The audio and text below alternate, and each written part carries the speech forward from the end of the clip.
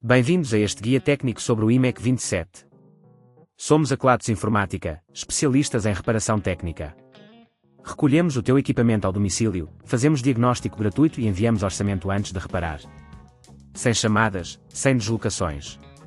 Estamos localizados na Cal Joaquim Maria Lopes 26, Madrid. Cómodo, transparente e profissional. Link na descrição. Hoje vamos abordar um problema comum que muitos utilizadores de iMac 27 enfrentam: o barulho ao tentar ligar o equipamento. Este sintoma pode ser causado por um disco rígido avariado ou mal instalado. Se não for resolvido a tempo, poderá levar a danos mais graves e à perda de dados. Portanto, é fundamental agir rapidamente. Para esta reparação, vais precisar de algumas ferramentas. Vais precisar de uma chave de fenda Torx T8, uma espátula de plástico, uma pinça, um novo disco rígido e um pano antistático. Comecemos então a reparação. Primeiro, desliga o teu iMac e desconecta todos os cabos. Coloca-o de lado numa superfície limpa e segura.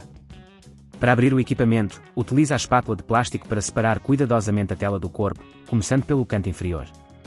Faz isto com muita atenção, pois a tela é frágil. Uma vez aberta, vais encontrar o disco rígido na parte inferior do chassis.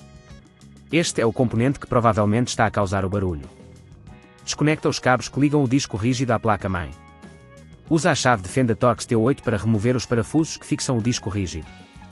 Lembra-te de manter os parafusos em um local seguro para não os perderes.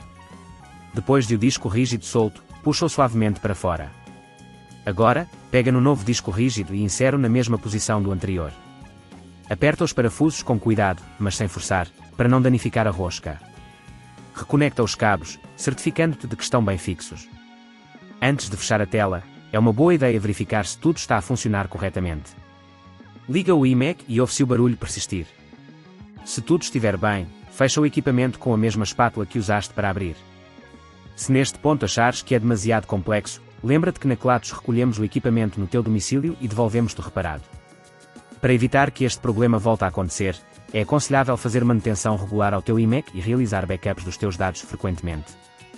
Assim, garantimos que o equipamento mantém o seu desempenho e prolongamos a sua vida útil.